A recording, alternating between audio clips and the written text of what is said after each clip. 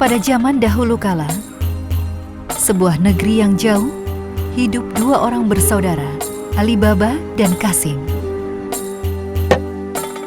Alibaba, seorang pemotong kayu yang miskin, adalah pria yang baik hati dan jujur.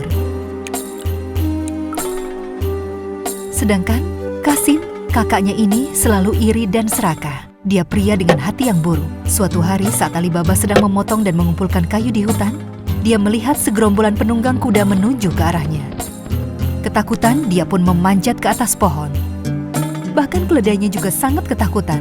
Binatang malang itu bersembunyi di semak-semak. Astaga! 1, 2, 3. Mereka ada 40 orang. Sepertinya mereka adalah 40 pencuri terkenal yang suka mencuri emas dan perhiasan dari semua orang. Sebaiknya aku tetap berada di sini sampai mereka pergi.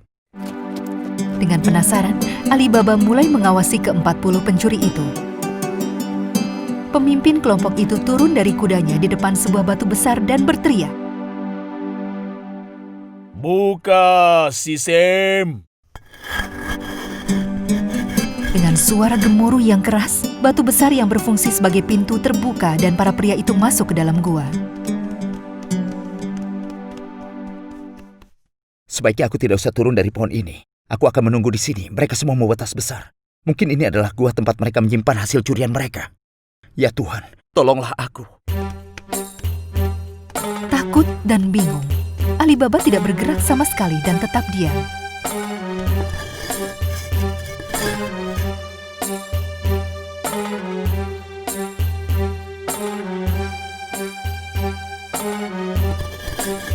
Setelah beberapa lama, batu besar itu kembali terbuka dan para pencuri keluar.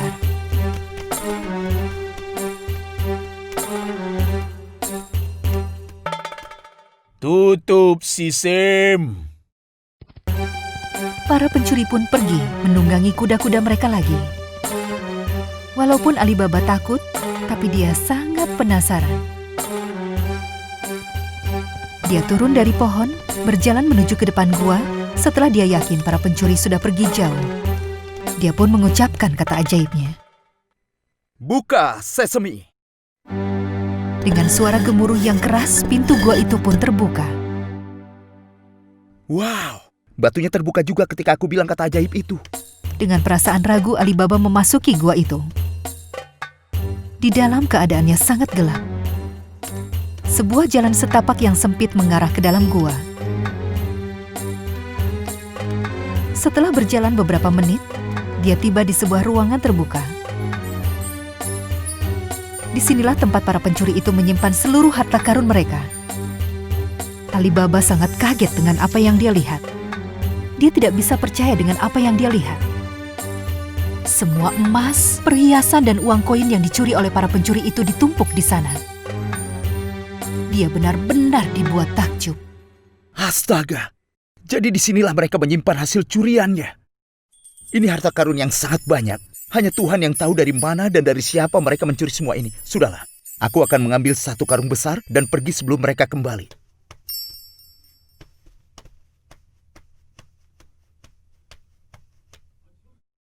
Buka, sesame! Dia naik ke atas keledainya dan pulang ke rumah. Setibanya di rumah, dia menceritakan semua kepada istrinya. Dia sangat bahagia mereka bisa mendapatkan harta sebanyak ini. Tapi dia juga merasa ketakutan. Ali, koin-koin emas ini bukanlah milik kita. Menurutku kita harus menguburnya. Kita akan pikirkan apa yang harus kita lakukan dengan ini. Aku rasa kau benar. Tapi aku penasaran berapa banyak koin emas yang kita punya. Aku juga. Apa kita harus menghitungnya? Akan membutuhkan waktu lama untuk menghitung satu persatu. Aku akan meminjam timbangan dari kakakku Qasim. Kita akan timbang dan kemudian kita sembunyikan. Keesokan harinya, istri Alibaba pergi ke rumah Qasim untuk meminjam timbangan. Selamat pagi. Apa aku boleh meminjam timbanganmu? Istri Qasim adalah perempuan yang selalu ingin tahu. Sebelum dia serahkan timbangan itu ke istrinya Alibaba, dia meletakkan permen karet di bawah piring timbangan. Dia ingin tahu apa yang mereka timbang. Saat istri Alibaba kembali ke rumah, dia menyerahkan timbangan itu kepada Alibaba dan mereka mulai menimbang emas itu. kemudian, mereka menguburnya di kebun sesuai kesepakatan yang mereka buat. Keesokan harinya, mereka mengembalikan timbangan itu. Tanpa sadar ada satu buah koin emas yang menempel di permen karet di bawah piring timbangan. Kasim dan istrinya sangat kaget saat mereka temukan koin emas itu. Astaga, dari mana adikku mendapatkan koin emas ini? Aku sama sekali tidak tahu. Kupikir mereka hanya menimbang tepung atau semacam itu. Tapi ternyata mereka menimbang emas. Aku harus mencari tahu. Aku akan membuatnya mengatakan semuanya dengan jujur. Karena dia adalah pria yang serakah, dia langsung pergi ke rumah Alibaba untuk cari tahu di mana dia mendapatkan koin emas itu. Hai Ali, ada hal aneh yang terjadi. Aku menemukan koin emas ini tertinggal di salah satu piringan timbangan. Kau adalah seorang penebang pohon miskin. Dari mana kau mendapatkan koin emas ini, ha? Awalnya Alibaba enggan menjawab pertanyaan itu. Tapi dia tidak bisa berbohong. Maka dia beritahu kakaknya tentang semuanya. Mengetahui kakaknya orang yang rakus, maka dia memperingatkannya. Kau jangan pergi ke sana. Koin emas itu bukan milik kita. Para pencuri itu bisa membunuh kita kalau mereka tahu. Oh, baiklah, baiklah. Kau memang seorang pengecut. Ini kenapa kau adalah kau dan kau akan selalu menjadi pemotong kayu yang miskin. Karena Kasim sangat menyukai uang dan emas, dia mengabaikan peringatan dari adiknya. Dia membawa 2 ekor keledai dan bergegas pergi menuju gua yang Alibaba katakan padanya. Buka sesam. Pintu batu itu langsung terbuka. Dia sangat takjub melihat semua emas-emas itu. Dia pun mulai berguling-guling di atas tumpukan emas. Hore! Haha, aku kaya! Aku kaya! Hore! Aku kaya! Aku kaya! Dia mengisi kantungnya dengan emas dan berjalan keluar. Tapi sesampainya di sana, dia tidak bisa mengingat kata ajaibnya. Sekarang apa yang harus kulakukan? Apakah beras? Buka beras. Tidak. Tidak begitu. Buka gandum. Oh, ternyata tidak benar. Apakah kentang? Buka kentang. Kali ini pasti benar. Buka tomat. Oh, tidak. Batunya tidak mau terbuka. Apa kata ajaibnya? Kasim berusaha keras mengingat apa kata ajaibnya saat tiba-tiba pintu batu itu terbuka. Para pencuri itu kembali. Mereka menangkap basah Kasim. Siapa kau? Apa yang kau lakukan di gua kami? Bagaimana caranya kau bisa masuk kemari? Namaku Kasim. Aku adalah kakak dari Alibaba. Dia yang memberitahuku tentang guamu ini dan dia yang menyuruhku kemari untuk mengambil emas. Kumohon ampuni aku. Aku tidak bersalah. Kalian tangkap Alibaba saja. Walaupun sudah mengatakan itu semua, pemimpin pencuri itu mengikat Kasim dengan tali. Sekarang, beritahu aku di mana aku bisa menemukan Alibaba. Dikuasai oleh rasa takut, dia melakukan apa yang diperintahkan. Pemimpin kelompok pencuri tidak ingin siapapun tahu tentang gua rahasia mereka. Jadi dia ingin temukan Alibaba untuk ditahan di dalam gua. Hari itu, Kasim pun tidak pulang.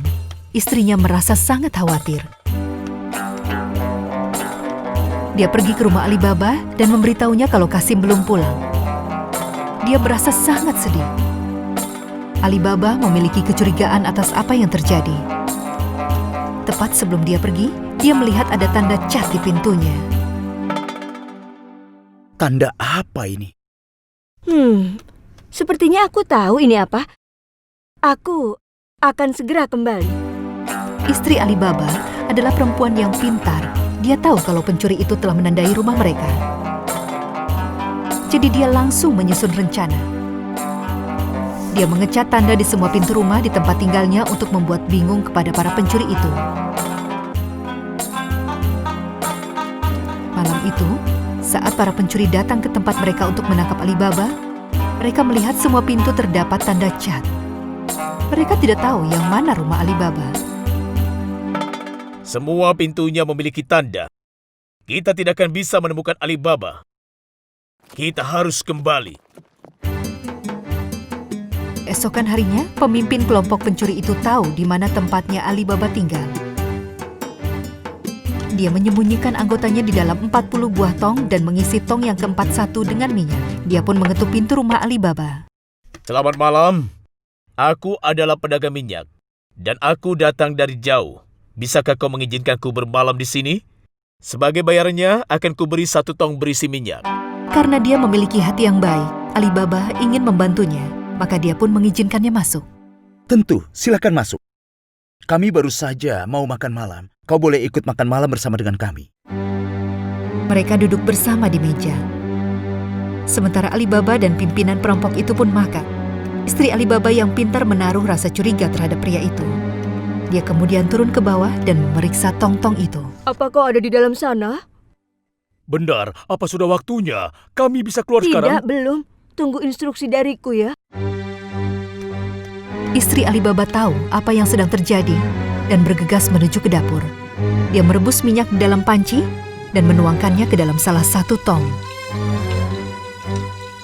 Pencuri yang bersembunyi di dalam tong itu berteriak kesakitan saat dia terbakar dan lari keluar rumah. Itu semacam peringatan untuk para pencuri lain yang jika lari dari dalam rumah setelah mendengar teriakan itu. Pemimpinnya menjadi satu-satunya pencuri yang tersisa, tapi sekarang dia merasa takut dan langsung memberikan perintah untuk yang lain. Keluar dari dalam tong sekarang juga. Ini sudah waktunya. Betapa kagetnya dia melihat istri Alibaba memegang 1 centong penuh minyak mendidih di hadapannya. Ingin menghindari nasib yang sama seperti anak buahnya saat dia berusaha untuk kabur, Alibaba dan putranya menangkapnya dan mengikatnya dengan tali dan menyerahkannya kepada yang berwajib. Sekarang, waktunya dia menyelamatkan saudaranya Qasim. Alibaba segera pergi ke gua. Buka, Sesame.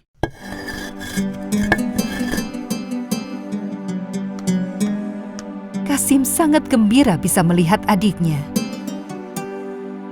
Syukurlah, aku tidak peduli dengan emas atau koin lagi. Sekarang aku sangat takut mati. Cepat keluarkan aku dari tempat ini, Alibaba, ku mohon. Sudah kubilang, kau seharusnya tidak mengabaikan nasihat baik. Hal itu sudah memberimu banyak sekali masalah. Berkat Alibaba, para pencuri itu tidak pernah lagi kembali ke negara itu. Koin-koin emas dibagikan kepada para penduduk dengan rata. Negeri mereka diberkahi dengan banyak hal baik. Sekarang Alibaba dan Qasim hidup bahagia dengan keluarga mereka. Hey guys, subscribe channel kita ya, Kondosan, dan tonton cerita dongeng yang paling populer, kartun, dan sajak anak-anak di channel kita. Jangan lupa juga klik lonceng notifikasinya ya.